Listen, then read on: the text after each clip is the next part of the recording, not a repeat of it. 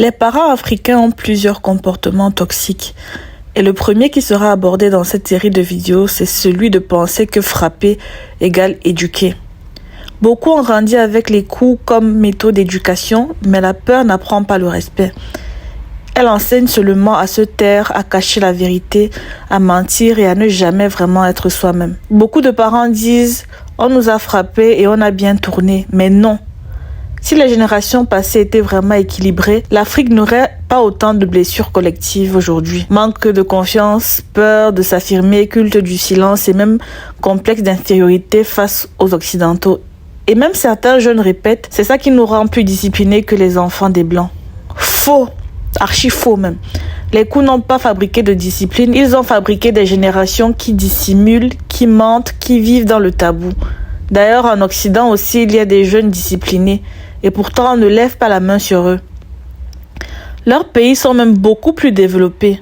Si vraiment les coups fabriquaient la discipline, l'Afrique serait aujourd'hui le modèle du monde. Or, ce qu'on y retrouve très souvent, c'est corruption, abus de pouvoir, inégalité.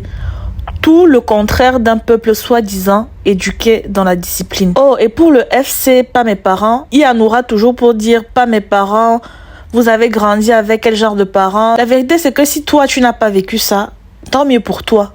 Mais ne nie pas l'expérience des autres. Beaucoup d'enfants africains ont grandi dans la peur, les coups et le silence. Dire pas mes parents ne supprime pas cette réalité. Ça ne fait que minimiser leur douleur. Si ça ne te concerne pas, passe ton chemin. Je ne veux pas de toi sur ma page. Et si tu restes, je ne vais pas te louper. Va écrire ailleurs. Mais invalider la douleur des autres, c'est de la méchanceté gratuite. Et souvent, ce n'est pas juste pas mes parents. C'est aussi accuser les victimes. En disant des phrases du style « Peut-être que vous étiez de mauvais enfants, voilà pourquoi vos parents étaient durs. » Ou encore « Vous exagérez, c'est pas si grave. » C'est exactement comme dire à une victime de racisme « Moi, j'ai jamais vécu ça, donc ça n'existe pas. » Ou à une personne malade « Moi, je n'ai pas cette maladie, donc tu inventes. » Ce genre de discours n'apporte rien, ça blesse, ça réduit au silence et ça empêche d'avancer.